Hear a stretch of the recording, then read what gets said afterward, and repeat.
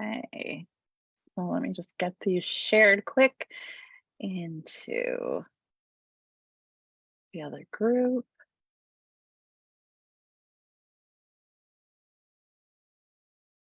If you are joining us already, hello. Go ahead, drop us a comment. Let us know where you are watching from. We love seeing where everybody's from. And give me just 1 second to get all these set up.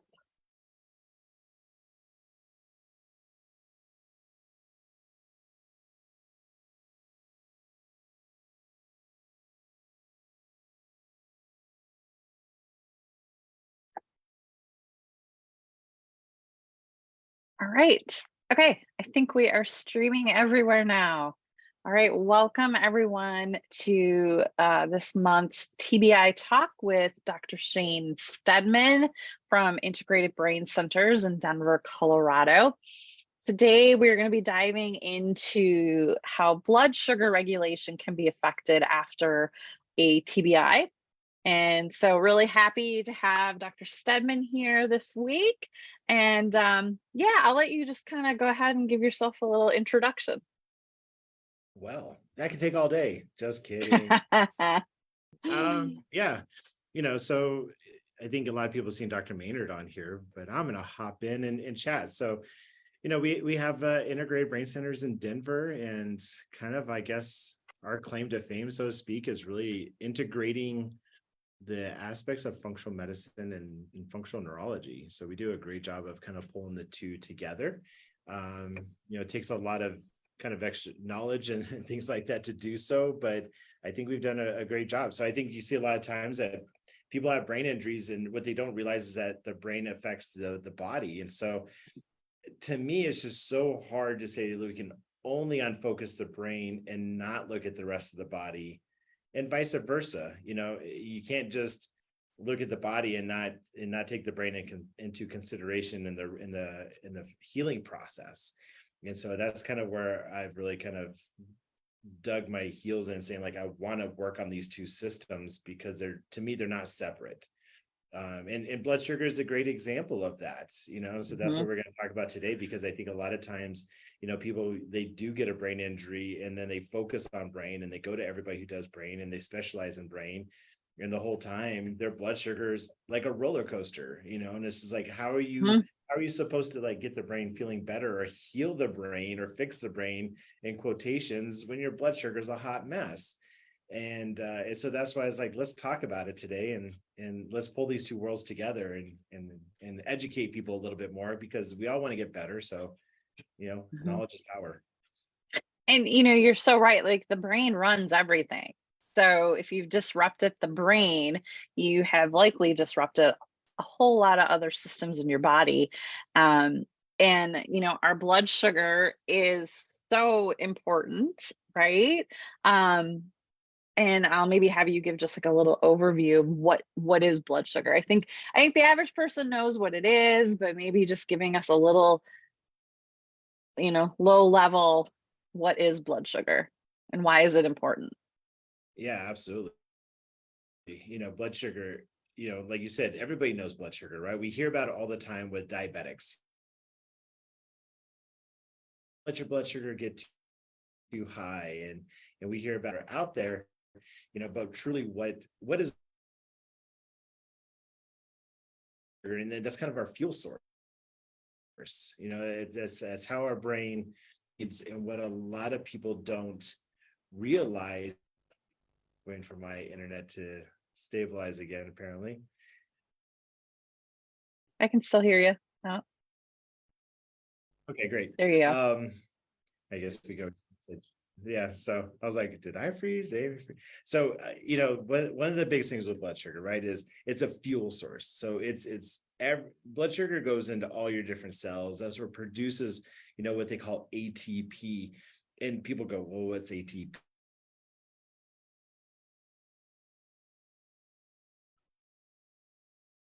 It's like a little battery source that makes all the mitochondria run, which turns on because that's what keeps everything turned on. You keep the lights on, but you need fuel to do so. and blood sugar becomes that fuel source.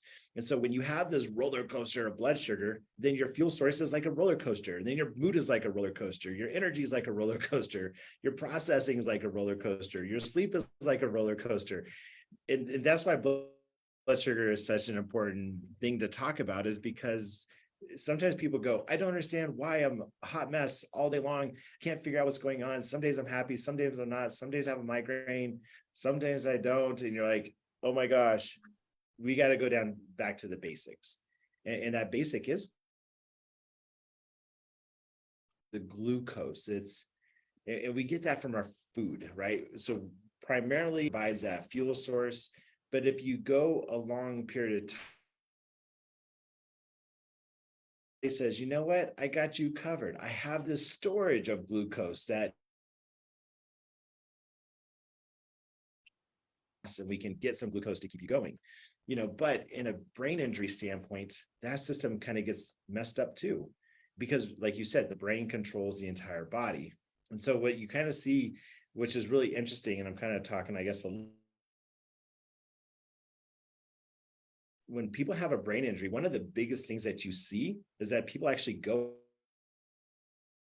meaning that their blood sugar is now too low. And a lot of people, Shane, it's not diabetes, it's kind of the opposite of that. Shane, But people with traumatic brain injuries, yeah, yes. I think I'm gonna have to have you try a different. Do you have another Wi-Fi option? Me too.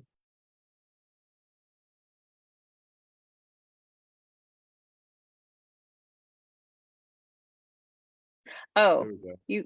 you look better. Like, okay, that changed something. Oh, Oh, but are now we I all can't hear back? you. Oh, there we go. Yeah, I think we're good. And now you're frozen. Okay. Um, I know. I guess I can check. Okay, so I'm trying to see if I move around. Is that better? Can't tell if I'm freezing or if you're freezing. it's you. It's you. I'm not getting the message. Um,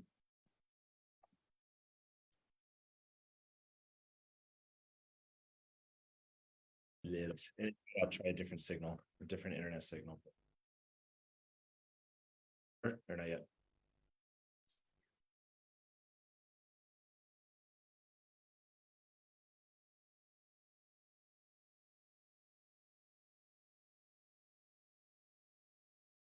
Okay, how's that?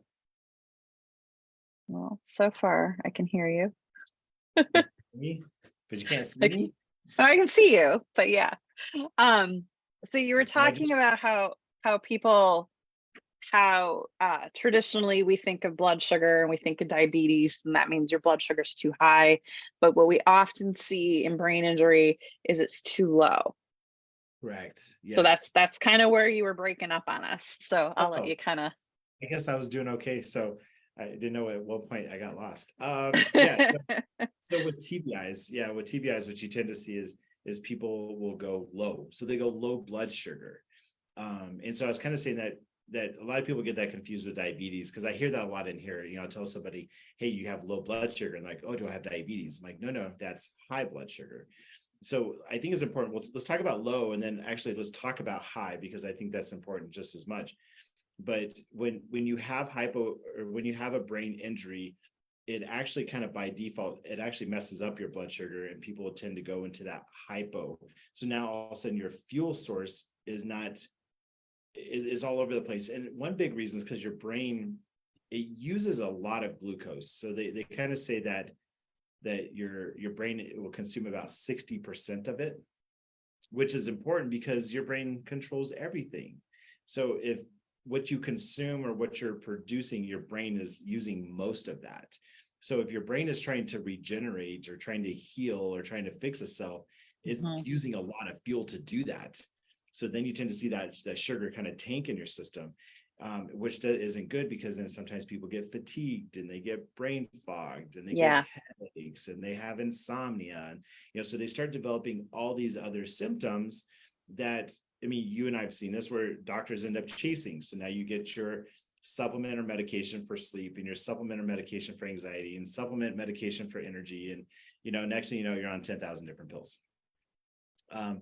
So I think if we kind of go back to the basics and say, okay, we know that the brain needs fuel, well, let's also make sure that we're eating well, because you oftentimes see so many people with brain injuries that just do not eat well, which is, I find kind of interesting, because you're trying to get your brain better, but then they do, a donut and a Coke or a burrito and a Frappuccino coffee drink with lots of sugar. And you're like, your brain doesn't need well, it's not a pick on this. You don't need a sugary coffee drink. Your brain is not needing that to fix itself. It needs like protein, and it needs stable blood sugar. It needs nutrients and substance, and that's what sometimes I get on little kicks in the office. I'm like, how do you expect your brain to heal if you don't get enough protein? And a coffee drink and a donut is just not protein. It's a carb. So now you're creating this roller coaster throughout the day, and you wonder why you don't feel well. And so some of the things I see. One of the things I heard in just some of the courses I've taken is, like, in the morning, the most important thing you can do in the morning is eat like maybe a fatty protein first thing in the morning. Like, that first thing you eat or drink in the morning, like, sets up your entire day. So if you have a donut right away in the morning, you're already setting yourself up for failure. So if instead perhaps you had an egg or an avocado or something like that for breakfast. Absolutely. I even find that personally, it's like if Mhm. I get a good protein source, I am really good for the day, Yeah. but if I splurge or I do something, then next thing you know, I'm hungry at 9, hungry at 11, hungry at 1, kind of foggy, don't feel on my A game. And I'm like, I know better, And so even before I come working with patients in the morning, I have a good breakfast with good protein and fat, and I have good energy all day. Right. So, and I don't have a brain injury. Mhm. So I think people are listening, like, hey, we got to make sure that some of these foundational things like diet and blood sugar is really like stable. And that's what we try to help people with, is really educating them on those pieces and what to do. It doesn't have to be hard, but I think a lot of people just don't know. And that's okay. And that the whole low blood sugar thing, and I think I still struggle with it from time to time, the low blood sugar, is you just feel kind of like you might start feeling woozy. That's the best word I could come up with for it.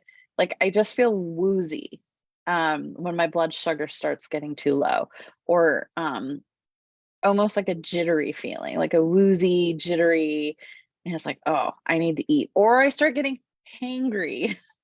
Yeah. That's usually an indicator I went too long and my blood sugar's tanking. Yeah. So I think what's always fascinating about that is when people come in with a symptom, as a doc, I'm trying to figure out, is this symptom a brain injury symptom, or is it they're not eating enough symptom? Because they can be similar, right? You can have anxiety from a TBI, but you can also have anxiety from low blood sugar. And you can have a brain fog from a TBI, but you can also have brain fog from low blood sugar. So sometimes people come in here and they say, okay, here's my 20 symptoms that I have, and I'm trying to like move them into categories. Okay, this is blood sugar, this is blood sugar, this is hormones, this is brain, because I think sometimes once you have a TBI, and I think we're all kind of guilty of this, is you go, well, it must be my brain injury. All my symptoms might be my brain injury. And it's like, well, no, it's not. But we got to indirectly, and you see that with a lot of conditions, people have, like, I don't know, you see sometimes like fibromyalgia too, right? Or actually I'll use Lyme. Sometimes people come in with like Lyme disease and they're like, oh, it's all because of my Lyme. I'm like, maybe it's just because you don't eat. It's like, right. maybe that's not your Lyme. Maybe, so you have to like go, okay, that goes in that category. This one goes in that category. So I think it's just important. I think people who are listening, like, just pay attention to that. Don't blame everything on the TBI. it could be something that you're doing with your lifestyle. Hmm. Right. And I mean, you once, maybe it might have been Perry, one of you two was talking to me about sleep. And if you tend to wake up every couple hours, that can also be an indicator of blood sugar. Yep. Yeah, usually kind of a rule of thumb that I'll talk. I was probably one that did, because it's kind of a rule of thumb. Usually, people who have a hard time going to sleep, their blood sugar is too high. People that have a hard time staying asleep, their blood sugar is too low. And it's kind of a really simple rule of thumb. And that's why it's like, if you ever met a diabetic with high blood sugar, they are up until 12, 1, 2, just Mhm. flipping through channels, almost waiting for that blood sugar, right? It's fuel. So you're waiting for that fuel source to like finally calm down. So your cells aren't like, hey, let's go do something, and then finally you go to sleep at like 1 in the morning, where when people are sleeping and their blood sugar gets too low, the brain goes, what are you doing? I need fuel. I'm going to wake you Right. up. And then it wakes you up. And then people wake up, and then their mind is racing, and they're thinking about solving world hunger, and they're trying to like plan their to-do list, and then finally, like, hour goes by and they go back to sleep. And the brain's like, nope, I still don't have fuel. I'm going to wake you up again. And then it wakes up and they go, and then they come in here going like, I wake up like 2-3 times in the morning or at night, and it takes me like half hour to an hour to get back to sleep. I only got like 3 to 4 hours of good quality sleep last night. It's almost like the Mhm. same like story, with all the patients, so a lot of times if you just stabilize blood sugar, it can make a really big difference. And we all know with brain injuries, you need good sleep. Yes. That's important. And I think it was you that told me to have just like a high protein, like just a snack, like a protein ball before I go to bed, like an hour or so before I go to bed. Yeah. And that helped dramatically. When I am consistent with that, Yeah. I sleep better. But then there's a lot of nights I just forget and I go to bed, and then I'm up every 2-3 hours. Yeah. Yeah. Protein and good fats are Mm. really important for stabilizing blood sugar. So it's like, in theory, it's like, well, I tell patients this all the time. It's like, it's interesting if you look at like the American diet, right? We'll have like a big plate of spaghetti and like a side salad, with like dressing. So Yeah, yeah. the dressing's probably got some fat. We'll say there's avocado on the salad.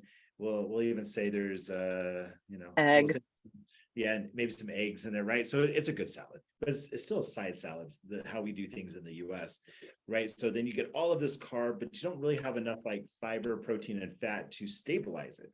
Where you go to other countries and they have a salad with like a side of pasta.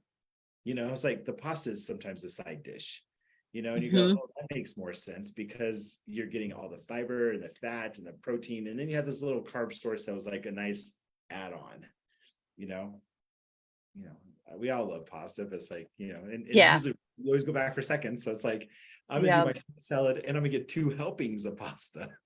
And then why do I not sleep well?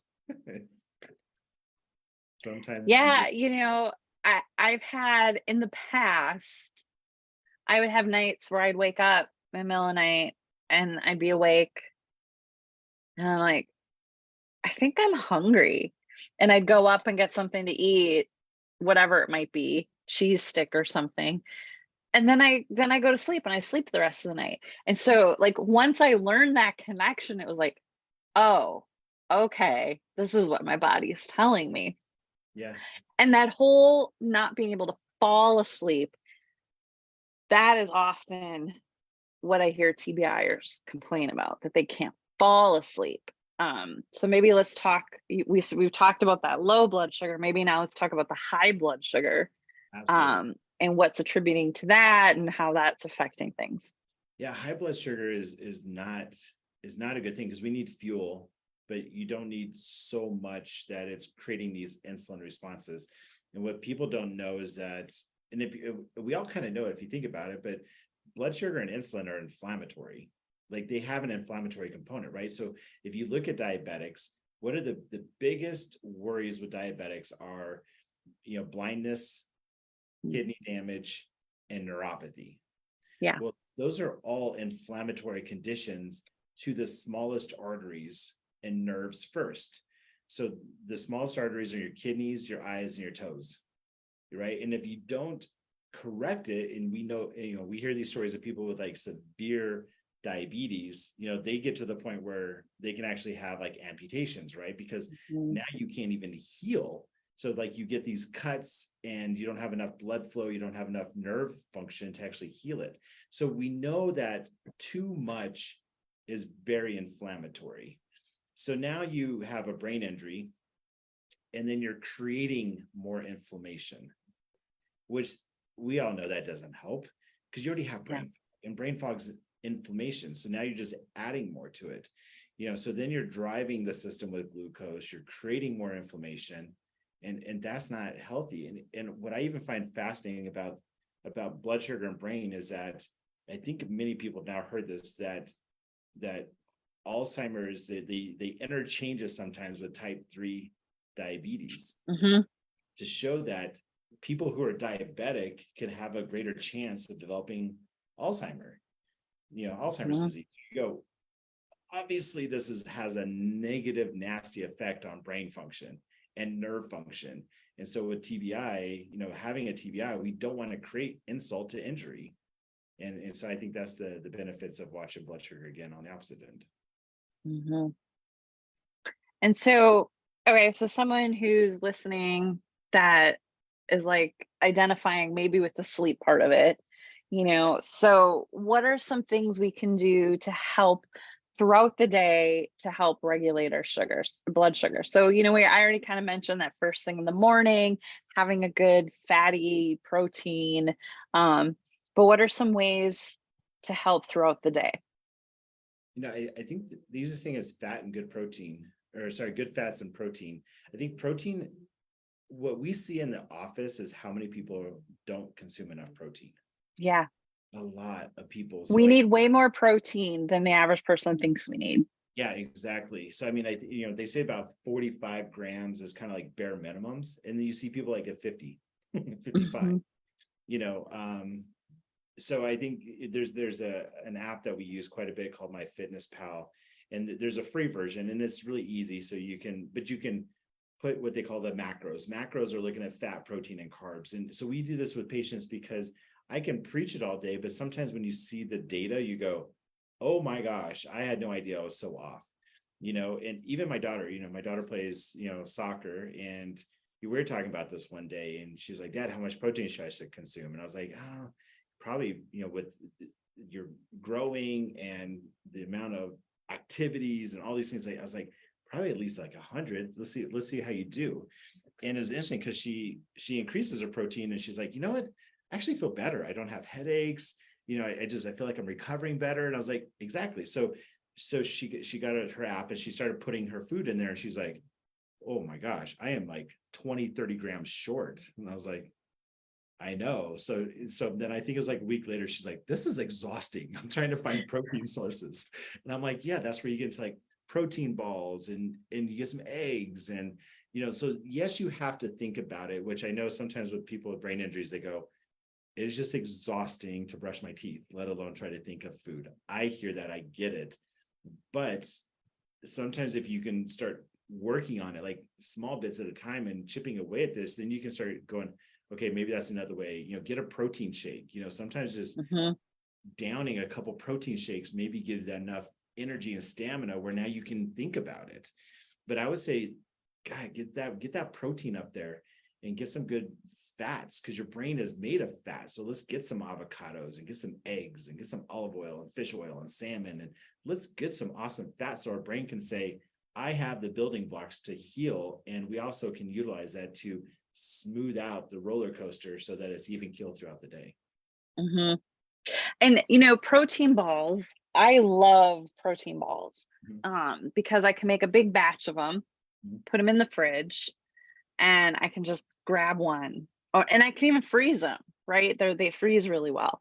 And so then I can just grab one or two when I feel like I need something, like you're kind of craving that snack. And so I feel like it's a healthy alternative. And they're usually made, mine are, if they're super easy to make, they're no bake, right? It's like peanut butter or whatever butter you want to use, and protein powder mix, and like maybe some chocolate chips or something in it for flavor. But they're so easy to make, and they're pretty low in, you got to watch your nut butters and not make sure they're not loaded with sugar. And same with your shakes. If you're doing protein shakes, making sure they're not loaded with sugars. Yep. Because there's some out there that are just full of sugar. So you're kind of defeating the whole point of that shake if it's full of sugar. Exactly. Yeah. I mean, there's some clean protein, there's pea protein, rice protein. So yeah, you can add it. And my daughter does that. I mean, it's kind of funny because over the weekend, there was like 3 protein balls left. And I went to go grab one. She's like, no, those are mine. I need them. Those are mine. It's fine. She's got a big old thing and just made a bunch of protein balls for the week. Yep. That's what I do. It makes life easy. So she can, if she's on the go, she can just pop one, take a couple with her and take off to the next place that she's got to be. So yes, there are really cool ways of doing it. And I think that's where like the TBI group comes into play, right? I mean, you can, somebody could probably post like, does anybody have cool protein ball recipes that they want to share? And then probably get a bunch on the Facebook group, or what do you do for protein, or what's a protein powder that's clean, or, all these different things. And then, that's where the tribe comes into plays, because, somebody's done it. So now we just got to like help each other out. Yeah. And, it is interesting when I use that app a lot myself, and it is interesting. We often aren't getting enough protein. Like I said earlier, you don't realize how much protein you actually need. And women in particular, especially like perimenopausal women in particular, aren't getting enough protein and need lots of protein. And that can affect all the blood sugar stuff as well, perimenopause. So that's a whole other talk. Yeah, I know. It's funny because we do a radio show every Monday, and I've been doing it for 4 years now, I guess. And it's funny because I think last week we were talking, and the host, he goes, is there any condition that just doesn't come down to like diet and protein and blood sugar? And I was like, so true. No, it's because probably every topic comes down to that. And I tell patients, like, there are things that we can control and there's things that we can't. The things you can control, like you can control, and some people argue, but whatever, you can control what goes in your mouth. You know, you can, there is an ultimate aspect of control, whereas you can't always control your environment or what's floating around in the air or pollen pollution. Right. You can't do all that, and you can't live in a bubble, but there are some things that you can control. So you don't, to put a donut and a sugary drink in your head. I mean, we're all guilty. And if you do it once in a while, it's okay. We're all guilty, and I think it's just harder when you get into, into TBIs. Cause I think the what's that called? Like how much leeway you have is very small. You don't have a lot of leeway when you have a brain injury. And so you can look at somebody else and they're like, well, they can eat it. Well, yeah, but maybe they're not dealing with a brain injury. Maybe they are super healthy at this moment. Does that mean they can do it forever? No, but you don't have that much leeway. You don't have a lot of room for error. And I think another thing, I'm doing a reboot right now with some of my tribe members, and this first week is all about hydration.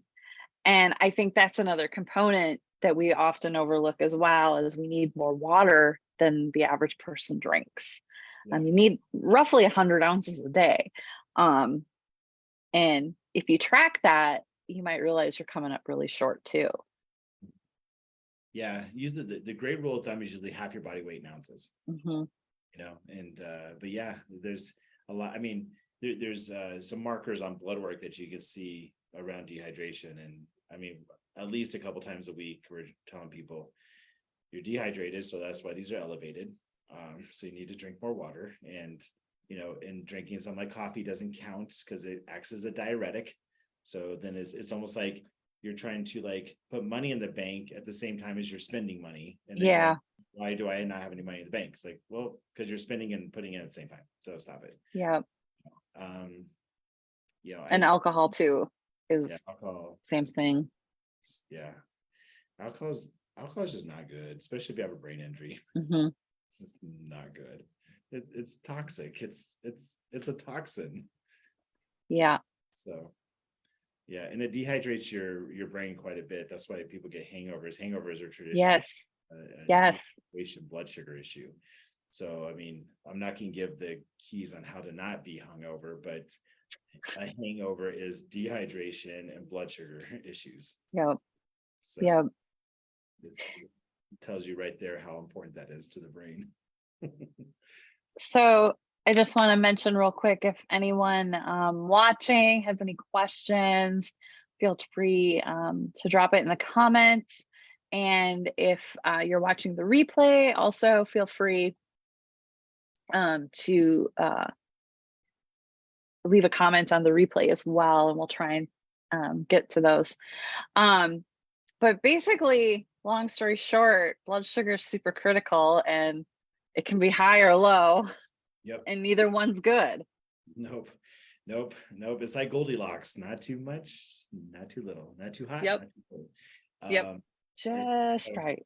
and we were talking before this, Dr. Maynard is going to come on, and I think, on another TBI talk and talk more about like going keto and intermittent fasting, because that's always the next set of questions that everybody has. Well, what about keto? There's actually some benefits to going keto at the beginning of a TBI, but it may not be a good thing long term. And intermittent fasting might be really good, except if you have low blood sugar, then it may not be the best. Then it's not a good thing. You kind of find that there are different, I guess, diets or eating styles that they're all good, but it has to fit you or be dependent on what you're trying to accomplish. And I see it so much in the TBI world that people try to preach one style of diet. You must be keto, or you must be intermittent, or whatever it is. And no one diet is the right size for everybody. Everybody has a different need. Like you said, if your blood sugar's too low, intermittent fasting is probably not going to be the right choice for you. So if it works for you, awesome, but it might not work for the other person. Yep, absolutely. So we'll let Dr. dive into that. Yes.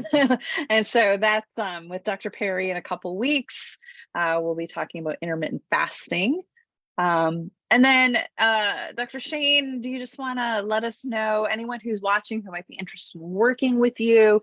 Your website's integratedbraincenters.com, and that should be right here with this video, a clickable link. But they can get a free consultation with you or Perry. Yep, we always do free consultations because we want to see if it's a good fit, and especially if somebody's coming in from out of state. That's always good to make sure that's a good fit, because it could be a great fit. And then I actually had a kid that had a brain injury out of Arizona, that's pretty severe in a wheelchair. So for me, I was like, I don't think coming to Colorado is the best idea. I got two friends that I trust, that I think they would do great. And then you don't have to load up your kid and all the supplies and the wheelchair on an airplane. I was like, that just sounds exhausting. Just go see my friends, and then there's other cases that I think were a great fit. So our consultations are just that. Let's see if we're a good fit, and we'll explain what we do and move forward if it works. Wonderful. All right, just hopping over to see if we have any questions. Unfortunately, someone seems to not have any sound, but I'm hearing it on my end when I turn the volume on. So, all right. Well, thank you, Dr. Steadman, for being here today. And like I said, in 2 weeks, we're going to have Dr. Perry talking about intermittent fasting. And again, that'll be live right here in the tribe or wherever you're watching this replay. Go ahead, drop a comment. Let us know where you're watching from. Let us know if you have any questions. We love hearing from you. And thank you all so much for watching. We'll see you next time. Thank you, Dr. Shane, so much for being here. Yeah, thanks a lot.